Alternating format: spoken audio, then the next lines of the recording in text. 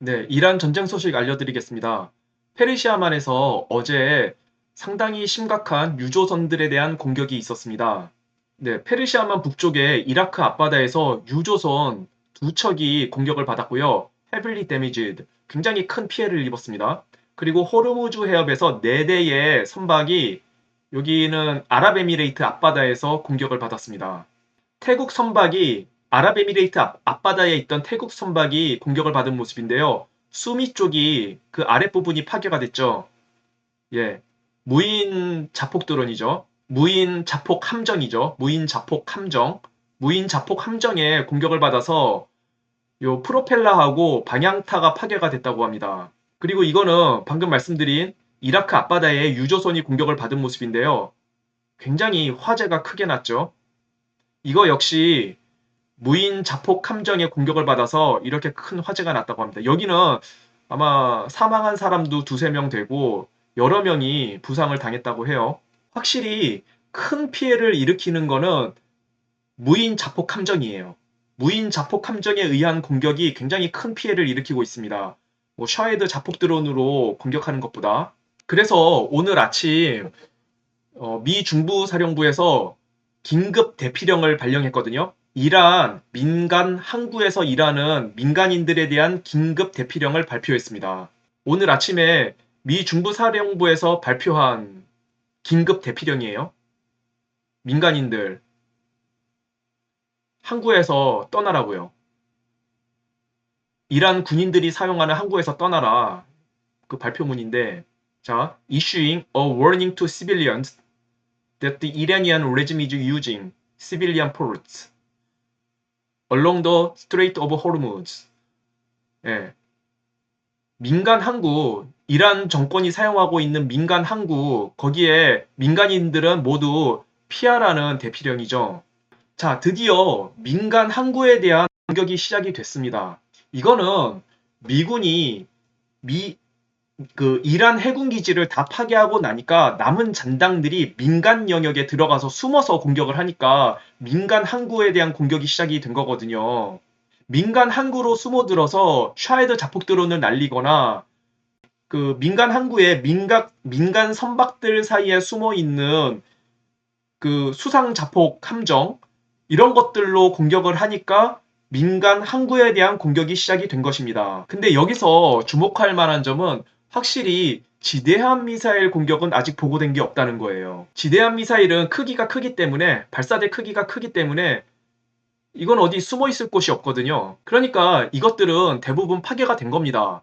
덩치가 크기 때문에. 그래서 사람이 들고 다닐 수 있는 샤헤드 자폭 드론이나 또 민간 선박들 사이에 숨어서 바다 위로 뛰어보낼 수 있는 무인 자폭 함정 이런 것들로만 공격을 하고 있는 것입니다. 그래서 미 중부 사령부에서 어쩔 수 없이 이 민간 항구를 공격을 하게 된 건데 그곳에 잔당들이 숨어들어서 이란 혁명수비대 잔당들이 숨어들어서 엄폐할 수 있는 구조물이나 건물들을 다 파괴를 해야 되는 거죠. 자, 이것은 제가 어제도 말씀드렸지만 전쟁의 막바지 단계입니다. 이란 혁명수비대 중추적인 군사력은 다 파괴가 됐기 때문에 그 잔당들이 숨어 있는 민간 영역을 이제 공격을 하기 시작한 거예요, 미군이. 지금 보니까 이란 혁명수비대가 바다에 나가서 기뢰를 깔지도 못해요. 물론 어제 미군이 그 기뢰 부설함 대부분을 파괴한 것도 있지만 이 기뢰라는 거는 기뢰 부설함에서만 설치할 수 있는 게 아니라 조그만 조그만 어선을 타고 나가서도 설치할 수 있는 게 기뢰거든요. 그런데 지금 이란 혁명 수비대 측에서는 이 기뢰를 설치하는 모습이 거의 보이지 않습니다. 왜냐면은 바다에 나가서 기뢰를 깔면 100% 죽거든요. 워낙 미군의 공중 감시 체계가 빽빽하게 들어차 있기 때문에 바다에 나가면 100% 죽습니다. 그러니 기뢰를 깔 엄두를 못 내는 거죠. 이란 혁명 수비대가. 그래서 민간 영역에 숨어서 샤헤드 자폭 드론이나 수상 자폭 함정을 띄워보낼 수밖에 없는 것입니다. 그러나 이 민간 영역에 숨어든 잔당들을 모두 제거해야 그제서야 호르무즈 해협이 열릴 수 있는 거거든요. 이거에 대해서 데인 케인 합참 의장하고 브래드 쿠퍼 중부 사령관이 트럼프 대통령에게 보고를 했을 거예요. 이 잔당들을 모두 소탕하려면 반드시 지상군이 투입이 돼야 된다고 보고를 했을 겁니다. 그렇다면 지상군이 투입이 돼야 되는 거예요. 이제 곧 지상군이 투입이 될 겁니다.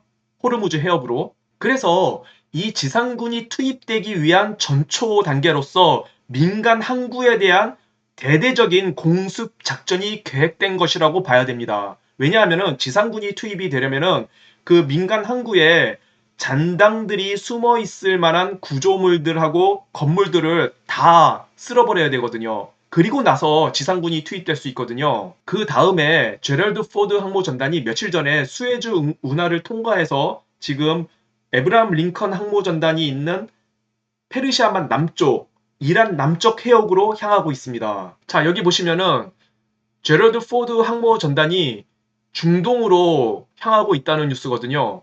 여기가 수에즈 운하예요. 이거 실제로 며칠 전에 제럴드 포드 항모전단 구축함들이 수에즈 운하를 통과하고 있는 모습입니다. 자, 제럴드 포드 항모전단의 그 작전 배치 기간이 11개월로 연장이 됐어요. 11개월로 연장이 됐습니다. 원래 항모전단들의 작전 기간은 대부분 6개월이거든요. 지금까지 근데 8개월이 지났어요.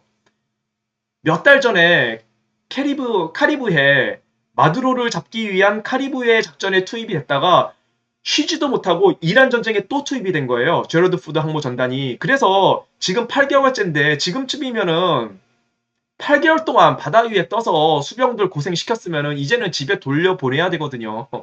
근데 집에 갈 줄 알았는데 11개월로 작전 기간이 연장이 된 겁니다.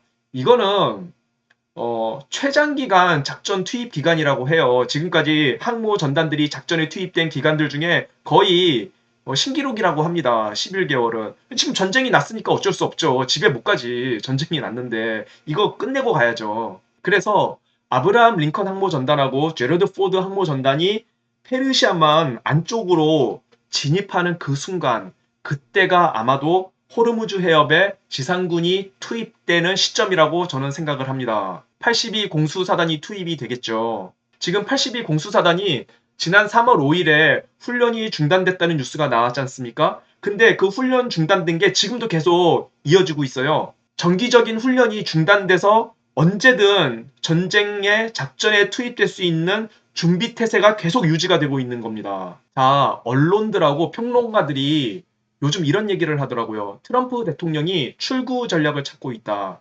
그래서 어떻게든 구실을 찾아서 전쟁을 빨리 끝내려고 전쟁을 끝낼 구실을 찾고 있다. 이런 얘기를 요즘에 많이 하더라고요. 근데 이거는 뭔가 핀트를 좀 많이 어긋난 겁니다. 트럼프 대통령이 이 이란 전쟁을 처음에 선포했을 때 뭐라고 얘기했습니까? 이 전쟁은 아마도 4주에서 6주 정도 걸릴 것 같다고 얘기를 했습니다. 그리고 나서 조금 시간이 지나서 중간 발표를 했을 때 뭐라고 얘기했냐면은 지금 작전 진행 속도가 예상보다 빠르다. 그래서 이 전쟁이 조금 더 일찍 끝날 수 있다고 발표를 했었죠.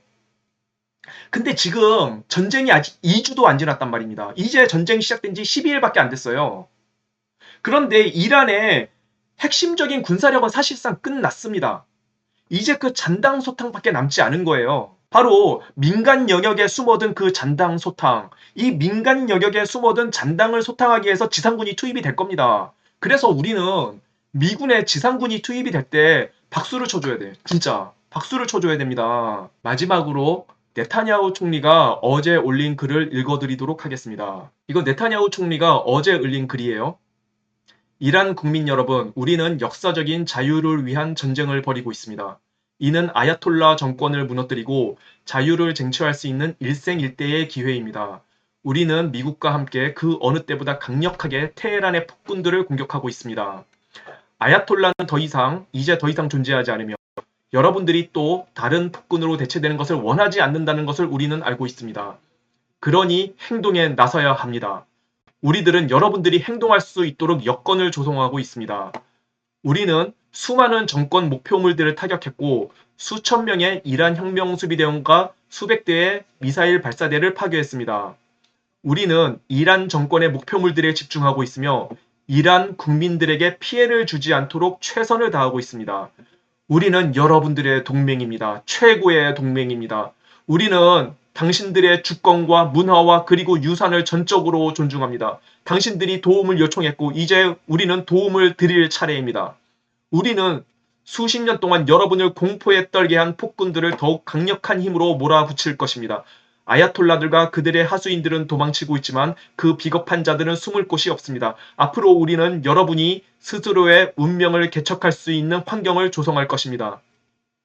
여러분의 꿈은 현실이 될 것입니다. 적절한 시기가 오면 그리고 그 시기는 빠르게 다가오고 있는데 우리는 여러분에게 그 역할을 넘겨줄 것입니다. 그 순간을 잡을 준비를 하십시오. 제가 언론들하고 평론가들에게 말씀드립니다. 이 전쟁은 본질적으로 이란 국민들을 47년 동안에 압제해서 해방하는 전쟁입니다. 이렇게 정의로운 전쟁이 어디 있습니까? 47년 동안 폭행당하고 죽임당해왔던 이란 국민들이 해방되는 전쟁이란 말입니다. 아야톨라 하메네이가 죽으니까 이란 국민들이 기뻐하고 춤추는 모습을 우리 다 봤잖아요. 그러면은 이 전쟁을 수행하고 있는 트럼프 대통령과 네타냐후 총리를 우리가 지지해줘야 되지 않겠습니까?